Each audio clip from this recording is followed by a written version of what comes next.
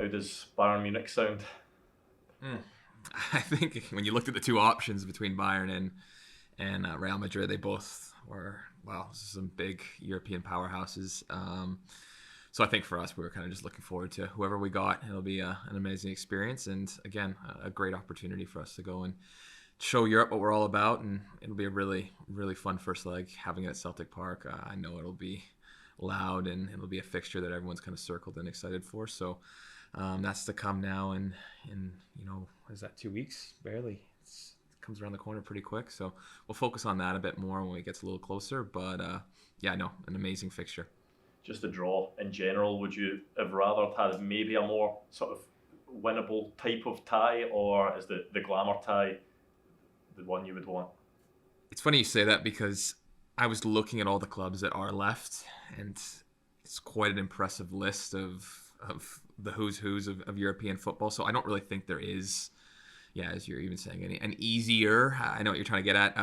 But yeah, no, look, Bayern is coming into this, and they're expecting to be competing to lift this trophy at the end of it. And every team is, when you go into this tournament, you're trying to, make it to the final. And they're a team that, you ask the bookies, I bet they're probably right up there in terms of actually having a chance of really doing it. So again, it's a difficult draw, but for us, I think it's one that we're all really looking forward to. Having a first leg at home can be something to build on. It's going to be really important that our crowd's right behind us from the get-go, and I can imagine it's going to be quite a loud one. So again, anything's possible. We just need to really come out firing right from the get-go, and hopefully give ourselves a chance going to that second leg and put some pressure on them. But yeah, it's a top team. It's a team that's been utterly dominant domestically over in Germany for the past decade or so. Obviously last year, Leverkusen took the title, but again, I think they're top of the league, and just such a strong outfit. So won't be an easy task, but again, one that I think we're all excited for. How gutting would it be if there were no fans in that second leg for you guys? Yeah, we just got word that's kind of being looked at by the UEFA. So it would be definitely disappointing. It'd be disappointing for our fans, and I think it'd also be disappointing just for the Champions League in general, because I think our fans are known around Europe as being so loud. You can even hear it just talking to some of the Villa players after, like, well, when we equalize, just seeing the scenes. It's something that all fans want. You want to have that atmosphere, that give and take within the stadium. It makes the football match really feel like a football match. And I think it would be definitely a disappointment if they're not able to come. But again, that's kind of out of our hands. Hopefully that, there's something that can be decided on that works out where we can have, our fans there, because I think it just adds the whole experience, not only for our fans, but also for the Munich fans. So yeah, we'll see, but hopefully that gets sorted pretty quickly. When the club were charged the first time, obviously the fans heeded the warning, though, that there was no pyrotechnics or whatnot. Is it the frustration that it's just taken one fan to throw one object onto the field, and it could, be a detriment to thousands going over to Munich, which would have been a great away trip for them? Yeah, I get that frustration. One person's actions can potentially affect, the whole supporters group. But again, it's one of those ones I actually didn't even realize that we were on probation. It's one of those kind of things that we probably heard in passing, but didn't really take too much to it. And I get it. UEFA's got to police it. They need it to be safe for all the fans going. But again, it's one of those ones we just really want our fans there. It makes such a difference, not only for us on the pitch, but just for the whole atmosphere. And I think that, the game benefits from that. And I think that we saw that at Villa Park. I think if you asked anyone that was at the match, I think it'd be one of their favorite matches, not only just for, obviously Villa won, got the result, but I think just for what the Celtic fans brought to the match, the give and take. And you could look up in the crowd and you could tell how engaged everyone was. I think that's something that what the sport's all about. So yeah, hopefully, that one pyro doesn't ruin it for everyone. But again, that's out of our hands now, unfortunately. Can you take us to the Villa Park match when, 2 goals in 5 minutes? Fair enough. What does an away support do to you guys on the field? What does it give you? To put that in the context of how great that would be if that were obviously to continue in Munich.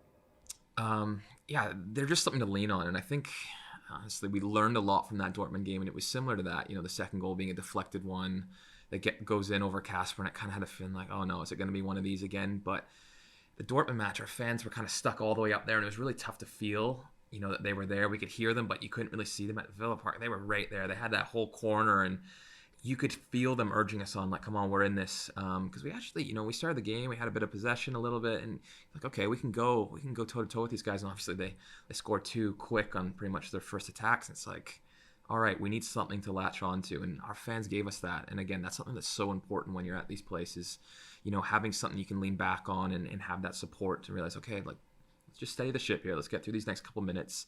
And obviously, yeah, when you get the first one, poof, our crowd livens up to another degree altogether. And then you get the equalizer, and all of a sudden, like, you're in a proper European match here.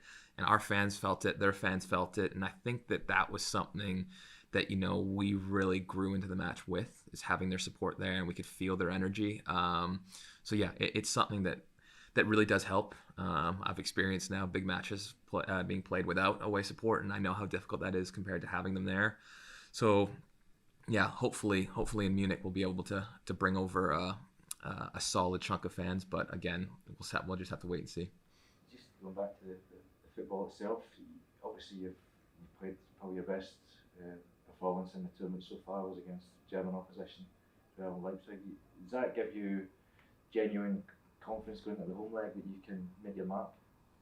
Yeah. Again, we've played a couple of German teams now. We have a pretty good sense of what they're about. They're unbelievably big and physical, but that's what the level is. These top leagues, these top teams. But I agree with you. It does give us something to look at and understand. Like, look, that's one of the top teams in Germany. They had to come to our place. They had to come to Celtic Park, and look how difficult we can make it. So that's something that we need to lean on and build on. But at the same time, this Bayern Munich team, can make an argument, is another beast altogether. And yeah, we got great admiration for their team. This is a team that came into this competition with expectations to be hopefully lifting it at the end of the year. But we're in the way, so we gotta cherish that opportunity and look at it as a great chance. And especially, I think, having the home leg at first. I know it's obviously an advantage in the long run having the home leg second, but I think for us, I think it was really important to have it first, to give us a real chance here to go out there, impose ourselves, and show that we can compete. And again, when you have Celtic Park rocking, it can be intimidating to whoever the team is. You mentioned going toe to toe with some of the big teams and how important the crowd are at Celtic Park. How important has been the new format and getting those 2 additional games against quality opposition in Europe to your own experience and your own development? Mm-hmm. No, the difference between 6 and 8, it's felt like they call it the league phase, and I'll tell you what, it feels like a whole nother league. It's been an unbelievable amount of just top quality matches that's been added to the calendar, and again, now we're going to have another 2 at minimum.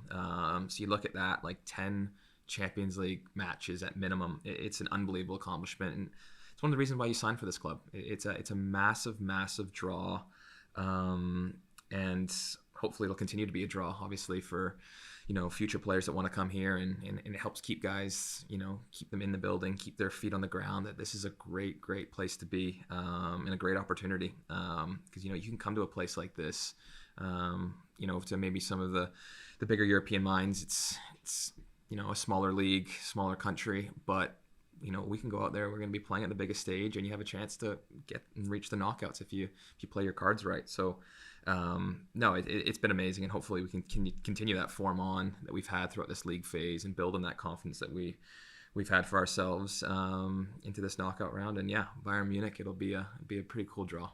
We seem to be feeling a bit more comfortable watching the side in the past couple of years, playing in Europe and playing the style of football that we do domestically, transferring that over. The game on Wednesday there seemed to be a wee bit more aggressive in Europe. Yourself and the other fullbacks pushing quite high, trying to win the ball up really high and taking the game to the Villa. First 5 minutes even where it didn't go quite as planned, but we played it well. Sails back into the game. Was that something that Brendan Rodgers tried to instill in you, just that belief that press high, be aggressive, and we can do some damage? I think that we've seen both kind of sides of the coin. Atalanta, we defended really well, compact, deep, and I think you need to have that at this level. There's going to be periods where you're going to be penned into your own box. You need to show that you can defend your box. And I think we did that at a really high level there. And this match, it was a little different just because of how they set up. It's almost was a bit more of a narrow 4-2-2-2 when you actually really look at it. And in that way, what you just don't want to have happen is let their front two pin your whole back four. So at that point, then comes on to the fullbacks to have to make decisions. And obviously they know that, and every single match is a little different. Or I think our coaching staff did a really good job with that. It's like, look, you can't just let Ramsey, for example, on my side, roll inside. No one goes in there, overload the midfield, get turned, and then all of a sudden you got Morgan Rogers, Watkins peeling off.